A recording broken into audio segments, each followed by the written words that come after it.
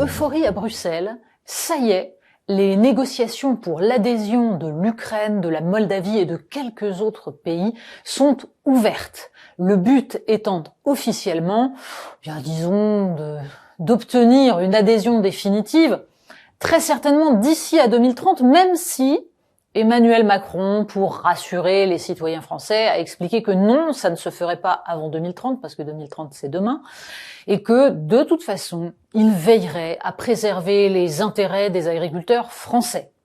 Et là, on ne comprend pas très bien comment il va faire, parce que de fait, si l'adhésion de l'Ukraine, puis de la Moldavie, de la Serbie, etc., a posé problème jusqu'à présent, c'est bien en partie à cause du dumping qui est pratiqué par l'agriculture industrielle ukrainienne, au détriment notamment des agriculteurs polonais. Les Polonais ont défendu mordicus leurs intérêts jusqu'à présent, et pour l'instant, on n'a pas compris que les conditions d'adhésion de ces nouveaux pays à l'Union européenne allaient apporter la moindre garantie que les intérêts des citoyens des pays déjà membres seraient respectés. Alors, tout cela s'est fait grâce à une négociation tendue avec Viktor Orban, qui, de fait, a évité d'apposer son veto, tout cela grâce à des subsides qu'il a pu obtenir. Bref, le sujet est surtout la question de savoir ce qu'est réellement l'Union européenne aujourd'hui. Certains députés européens, Raphaël Glucksmann en tête, ont expliqué que tout cela était merveilleux parce qu'enfin le continent allait être réunifié, comme si l'Union européenne, ça n'était que l'Europe telle qu'elle apparaît sur les cartes de géographie. Comme si, donc, l'Union européenne n'était pas une association de pays ayant certaines conditions économiques en commun, certaines valeurs aussi, certaines visions du monde, mais surtout des structures qui soient compatibles. C'était le cas au départ.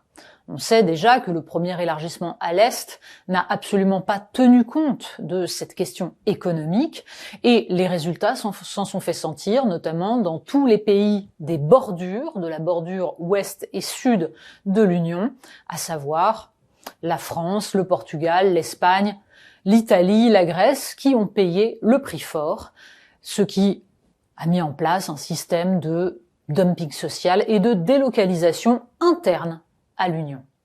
Eh ben c'est pas grave, on va continuer. On va continuer parce que, de fait, certains ont intérêt à étendre à nouveau ce grand marché, ce qui va permettre des délocalisations encore plus importantes. On voyait ces dernières années comment les Ukrainiens venaient travailler en Pologne pour combler le déficit de travailleurs polonais qui eux-mêmes travaillaient en Europe de l'Ouest. Le petit jeu va pouvoir se poursuivre. Bref, les idéologues rêveurs qui nous expliquent que l'Europe, ce sont avant tout des valeurs, sont en fait les idiots utiles de toutes les multinationales européennes qui vont pouvoir donc délocaliser, faire baisser les droits sociaux au sein de l'Union. Et tout ça pour le plus grand bénéfice de qui ? Des États-Unis, puisque tous ces nouveaux pays vont un peu plus faire pencher la balance dans le sens d'une Europe américaine qui ne concevra pas une défense et même une économie indépendante du marché américain. Ursula von der Leyen plaide dans ce sens, bien sûr. Évidemment, on évitera de se demander si, après son mandat, elle aura la même destinée que ses prédécesseurs, Jean-Claude Juncker et Manuel Barroso, qui ont prouvé par le reste de leur carrière à quel point ils œuvraient pour le bien-être des États-Unis, bien plus que des citoyens européens. Bref, il y a là un enjeu essentiel, un enjeu dont on voit bien qu'il va être escamoté. Emmanuel Macron essaye de rassurer, mais à aucun moment il n'offre les garanties qui permettraient aux citoyens français de considérer que cet élargissement sera meilleur que les précédents. Il faut donc à tout prix se mobiliser. L'année 2024, qui va connaître des élections européennes doit être le moment où les citoyens des différents pays européens vont refuser un élargissement qui est à la fois idéologique et économique, qui se fera au détriment de l'Europe elle-même, c'est-à-dire de l'idée d'une Union européenne indépendante protégeant ses citoyens.